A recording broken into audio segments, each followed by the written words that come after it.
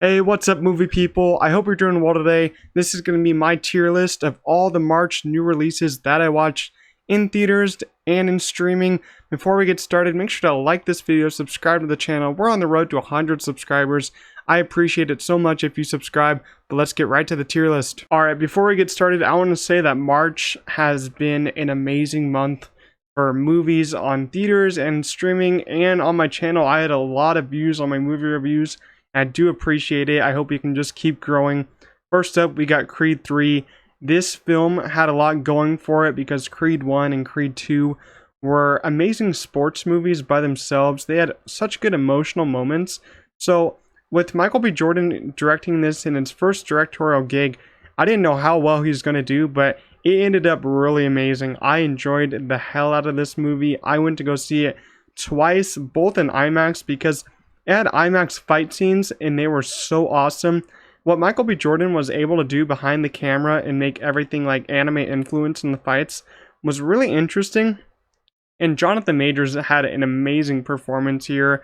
I'm not going to speak about what he's doing outside of his film work in real life, but in Creed 3, he gave an amazing performance. Tessa Thompson, awesome as always. Their daughter, she was awesome.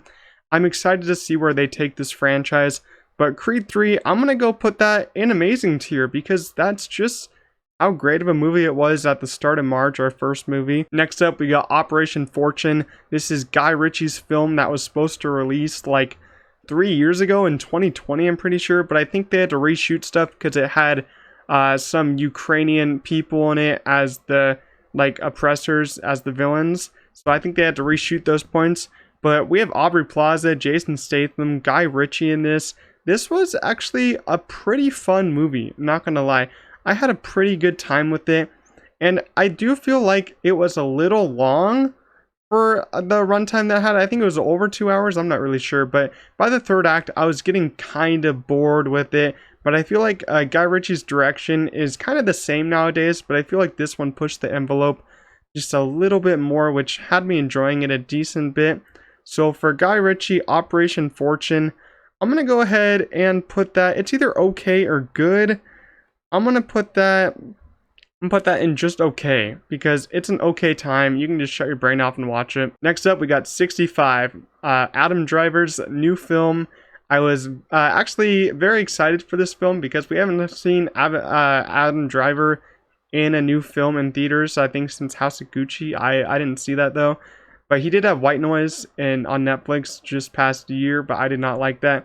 So going into 65, its marketing advertised it as a 65 million years ago, Adam Driver goes to Earth, he finds dinosaurs. And let me just say, this isn't a spoiler, but in the movie, the actual movie, when I saw it, they acted like we didn't already know that the movie took place 65 million years ago. I think that was so stupid to even include that in the marketing. It should have been a surprise the whole time. But I gotta say, this movie disappointed me a lot. Only because, I mean, they had a decent amount of dinosaur action in this, but still, I don't think it was enough, and the plot was just so slow and kind of dull at points. And we have this other girl in it, I forgot her name, the actress, but she's pretty good, but she wasn't even allowed to really talk in the film in English. So what the heck is the point? Adam Driver is like the only speaking part in the movie that you can really understand, and overall it got bland like 45 minutes in. I got so bored, but I can say that the CGI and VFX were actually pretty good. So overall 65, I'm going to put that in the bad category. Next up, we got Champions. This is the Woody Harrelson basketball movie. I don't really have a lot to say about this, but I did like the premise of the movie since I do like basketball and all that. And when it was playing in the theater, I went to go see it. I wanted to actually really like it because it was a mystery movie, but I did miss that. But I had to see it when it actually came out on its actual release date. But I gotta say, it was just okay because I got actually kind of bored like an hour and a half through, because this movie is 2 hours or a little bit more than that. And I feel like the premise just got a little dull and a little boring after a little bit, because there's just not a lot that you can do with this kind of story, this kind of like feel good story. I think this movie could have easily been shaved down to like an hour 45 at most, or like an hour 30. I don't think it needed to be as long as it did, but I feel like the performances were all there, so you can't really say it's a bad movie, but overall I think it's just an okay time, so I'm going to put it in okay. Next up, we got Scream 6. I was looking forward to this movie a lot. I'm a big Scream fan after watching all of them last year, and I had a fun time with Scream 5 last year with all the new actors and cast. They were awesome. So Scream 6, I saw this with a few friends, and I just had a great time with it. It's filled with actually some pretty good horror moments and some really cool set pieces. I'm really happy that they moved it to New York. That was such a cool place for them to move it because they could do some interesting scenes like in the subway. That part was awesome. And in their apartments, those parts were cool. I think the whole cast here did awesome, and the Ghostface reveal, I actually liked that a decent bit.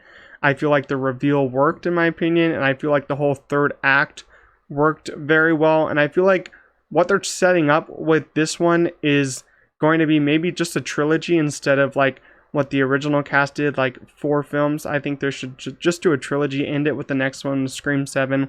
But overall, I think Scream 6 is a great time in the theater and a great movie overall, so I'm going to put that in the great tier. Next up, we got Luther Fallen Son. This is the Idris Elba movie, and I don't have a lot to say about this one as well because Luther is actually a British television series, I'm pretty sure, that Idris Elba starred in. I think it's over now, but this is like the movie follow-up. I've never actually seen the TV show, so maybe that, if I saw the TV show, maybe I would have liked it more.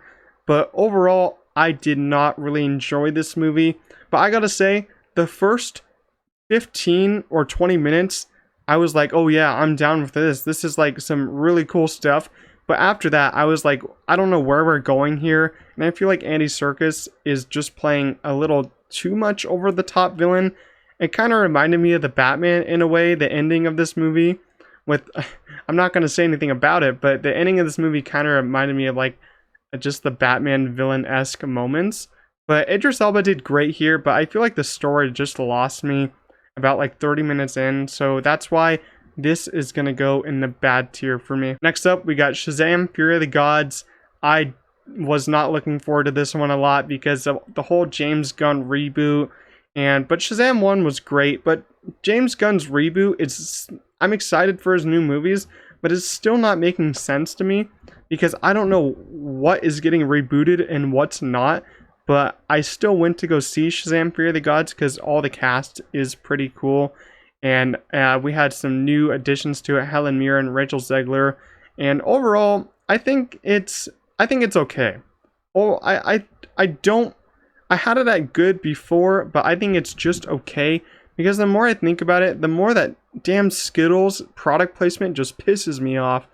Because these product placements are okay, but when you get too much in it, it gets so out of hand and it takes me out of the movie. But I do feel like the visual effects in this movie and in DC movies in general are really good and getting better than Marvel sometimes. But I had fun with the story and some of the comedy was great. Soundtrack has a lot of laughs. But I do feel like this one also was just like 15 minutes too long by the end. And Wonder Woman had a cameo in it. It's not really a spoiler since it wasn't an ad. But I feel like the cameo just didn't work for me because, as I said, I don't know who's going to get rebooted. And Gal Gadot just is not a great Wonder Woman anymore, in my opinion. I don't really like her too much. And I feel like Zachary Levi is just really campaigning for this movie in such a horrible way that it's just making it fail. But I liked his performance a decent bit. Rachel Zegler was the standout for me in this movie. So, as I said, I'm going to put this in the okay tier. Next up is The Boston Strangler, which was a Hulu exclusive movie, if I'm sure about it. I saw couple weeks ago, so I don't really remember it much, but it's basically about all the stranglings that happened over there. And I think this movie struggled pacing wise overall, like some movies in March, because this was also 2 hours and I feel like it could have been shaved down a little bit. But I did enjoy the acting in this one, and I feel like the script worked pretty well. And I do gotta say that the set design of this movie was actually pretty cool and pretty brilliant. It made me believe that we're in the time that the movie took place. But overall, I don't have a lot to say about this movie, so it's just gonna go in the okay tier. Next up, we got John Wick Chapter 4. John Wick. Yeah, he's back. John Wick is back. Keanu Reeves just carried this movie on his back. Wait, I can't even say that I carried the movie because we had so many other people in this movie. Donnie Yen, Shamir Anderson, and Lance Reddick. Rest in peace to him, man. That was so sad. And then we had Skarsgård in this movie. This movie was all I wanted, and it really fulfilled me when I watched it. This is how you make a movie. This is how you make an action movie. It's one of my favorite action movies of all time, like I said in my review. And let me just say, this is 2 hours and 50 minutes. And I did not feel the runtime. It felt like a 2-hour movie. That's how you make a movie. I hate watching 2-hour movies and thinking, wow, this felt really long. But this movie did not feel long. Because there's 3 action sequences and they're all like 30 minutes. And I just had a great time with it. Keanu Reeves just did excellent in this role. He doesn't talk much in the character, but the character is basically just about fighting. And I enjoyed the whole story. And the third act is just some insane stuff. There's like a one shot from above the ground where he's using the dragon's breath. And then there's a scene where he has to fight on like lots of stairs. Man, this movie was a fever dream of action sequence. Chad Stahelski, I can't wait for what he does next. But overall, John Wick Chapter 4 is going to go in amazing. Next up, Dungeons and Dragons Honor Among Thieves. I saw this a couple days earlier with some friends. I did review it. And I think that this movie has a great cast. We have like 6 or 7 people in this whole cast ensemble. And I think they all carried their weight. I was not a fan of D&D. I've never really played it. The only thing that I knew D&D from was Stranger Things when they played on there.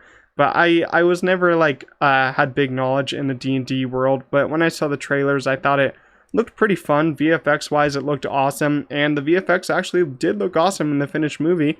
And I feel like the story of this movie actually worked pretty well with me.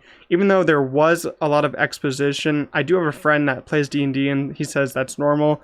So I'm kind of coming around on the exposition. I do like it because if you have a lot of exposition, you have to have good actors who you like actually telling the exposition and being in the exposition. And we had Chris Pine. So I like him a lot. So he did well. But as I said, I had a fun time with this one. It's a fun movie to go see. You know, it's a fun popcorn movie. Turn it on. Just sit back, relax. It's about 2 hours and 15 minutes. Let me say this. The exposition kind of got to me, so maybe I'd shave like 10 minutes off of it. But overall, I liked it a lot, and I would like a sequel. So I'm going to put Dungeons and Dragons Honor Among Thieves in the great tier. Next up, we got Tetris with Taron Egerton. I was kind of actually really anticipating this movie. It's an Apple TV original, and I didn't really actually know the story of Tetris too much. But Taron Egerton kind of sold me because he just has been doing a lot lately in Blackbird and then Rocketman. I think he deserved to win the Oscar for Rocketman. That's how much I enjoyed his performance in there. But this movie has a interesting style to it. How it's kind of, some of it's animated in the Tetris style, which I liked a lot, and I would have liked more of that in the movie. And I feel like Taron Egerton carries this movie on his back really hard, because he has a great performance here, and I really only connected to his character overall. The movie's story was a little too convoluted, in my opinion, at times, and I feel like it got off track of where it needed to be, and I feel like we could have been at the end of the movie a little bit faster. But I gotta say, Taron Egerton really did make this movie watchable, in my opinion, because if he wasn't in it, I don't know how much more I would have liked it. So overall, I'm going to put Tetris in the okay tier. Next up, we got Murder Mystery 2. Let me just say, I hated the first Murder Mystery. I thought it was one of the stupidest detective films. It's such a trying to be a cheap Glass Onion or Knives Out, which I just hated. But we have Adam Sandler and Jennifer Aniston. Aniston, I gotta say that I overall, except Friends, I don't really find her acting that appealing or find her stardom that appealing in anything. But Adam Sandler, when I watched him in Hustle and Uncut Gems, he's just he's becoming like a really amazing drama actor. So I think he should stay there, because this is like a hardcore comedy and it's really thrown the mystery out of the window, in my opinion.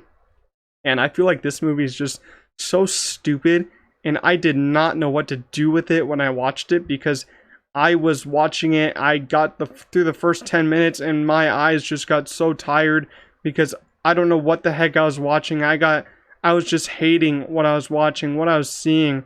I feel like the colors of this movie were also very off. I don't know. It looked kind of like an ugly movie in my opinion, and the story was just so stupid and it didn't work for me at all. I feel like it just wasn't cohesive enough, and I feel like Adam Sandler just did not want to be there at all, or Jennifer Aniston. She did not want to be there. They just wanted to get the simple paycheck, which I can admire, but overall, I think this has a chance to be one of the worst movies of the year, because it's just such a stupid mystery, and it's not even a mystery anymore. Like I said, it's just a full straight out comedy that's not even funny. Like, I could go on for a while about how this movie just has so many dumb moments that just don't make me laugh at all, and it felt super long, being 90 minutes, and it just felt like it was 3 hours long. I felt like I was in the chair for like 3 hours watching just a horrible movie. With that said, Murder Mystery is going to go in the terrible tier. Next up, we got Rye Lane, which was a movie that premiered at Sundance, I'm pretty sure, but now it's a Hulu exclusive, and I think this is the director's first movie. I think it's her first movie, and I think it's the actor's first movie in it. This is kind of like a romance comedy kind of movie, because it starts out with two people who just got broken up with, and then they basically go on an adventure in basically the London area, and they have a fun time messing with their exes, and it's just kind of a feel-good movie in my opinion, but it's also kind of a heartwarming rom-com, because what these actors are able to do in this movie with their short time, I think it's only like an hour and 20 minutes. It's a very short movie. I feel like they do so well. The acting is just phenomenal. And talking about comedy, this is such a better comedy than Murder Mystery 2. And like, if you want just a fun movie to turn on, you watch Rye Lane. It's on Hulu. It's just a great movie. First directorial debut. It's a great one. And I feel like the way this movie is shot is just so cool. And the way the colors pop in this movie, there's so many different colors that pop in this movie. I was just having a blast just looking at all the surroundings and how everything was like graded color grading wise. Overall, the story is pretty simple, as I said, and I just had a great time with the adventures that they went in with London, and I feel like the ending was also pretty great, so I'm going to put Rye Lane in the great tier. Alright, let's finish the tier list off by ranking all of these. Terrible. Murder Mystery 2, congratulations, you're the only one. Bad tier, I'm going to go ahead and put Luther, Fallen Son over 65, because I did like it just a little bit more. The okay tier, I'm gonna put Boston Strangler down below, and then I'm gonna put Champions down there, and I'm gonna end it up like that. But I'm actually gonna move Guy Ritchie Operation Fortune to good tier, because I think it's a little bit better than Shazam. Great tier. I'm actually going to move Rye Lane above Dungeons & Dragons, but right now I'm going to keep it below Scream 6, because I did like it. I did like Scream 6 a little bit more. And the amazing tier, we all know John Wick 5. John Wick 4 is a 5 out of 5 film. No flaws in my opinion, so that's going to go above amazing. But that's my tier list for March. Let me know what you guys thought about my tier list. I'm going to do this monthly for the movies that release in these months. I might do a little bit more tier lists. Let me know what you guys thought of this. Let me know what you guys want me to do in a tier list. But I'll see you guys in the next video. Peace out.